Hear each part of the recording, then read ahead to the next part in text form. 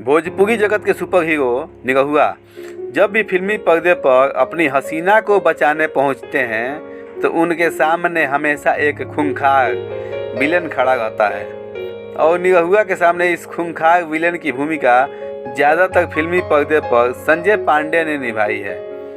जिस तरह संजय पांडे फिल्मी पर्दे पर निरहुआ से उनकी हीरोइन को छीनने की पूरी प्लानिंग करते नजर आते हैं, तो वही असल ज़िंदगी में भी अब कुछ ऐसा ही नज़ारा देखने को मिला है।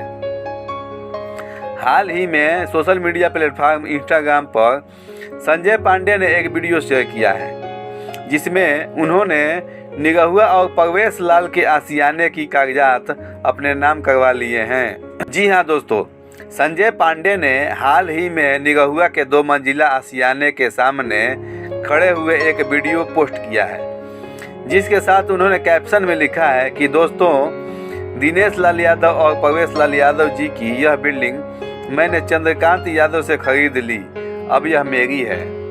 संजय पांडे की इस पोस्ट को पढ़ने के बाद फैंस काफ़ी हैरान नजर आ रहे हैं। तो वहीं दूसरी ओर परवेश लाल यादव संजय पांडे के इस वीडियो पर हंसने वाली इमोजी बनाकर शेयर कर रहे हैं। वीडियो में संजय पांडे चंद्रकांत यादव से बोलते नजर आ रहे हैं कि अगर वह इस बिल्डिंग के 10 लाख रुपए और मांगते तो वो उन्हें खुशी खुशी दे देते। वीडियो पर जब परवेश लाल यादव ने कमेंट किया तो भोजपुरी के विलेन ने कैसे खुद को रिप्लाई करने से रोक पाते। परवेश लाल यादव के कमेंट पर संजय पांडे ने कमेंट करते हुए लिखा कि अपनी बिल्डिंग की देखभाल करने के लिए आपने गलत आदमी को चुना था। जिसके बाद चंद्रकांत यादव ने कमेंट करते हुए कैप्शन में लिखा, अपने ही आदमी को बेचा हूँ, घर का माल घर में है। सोशल मीडिया पर भोजपुरी स्टार की मज़ेदार वीडियो तेज़ी से वायरल हो रहा है।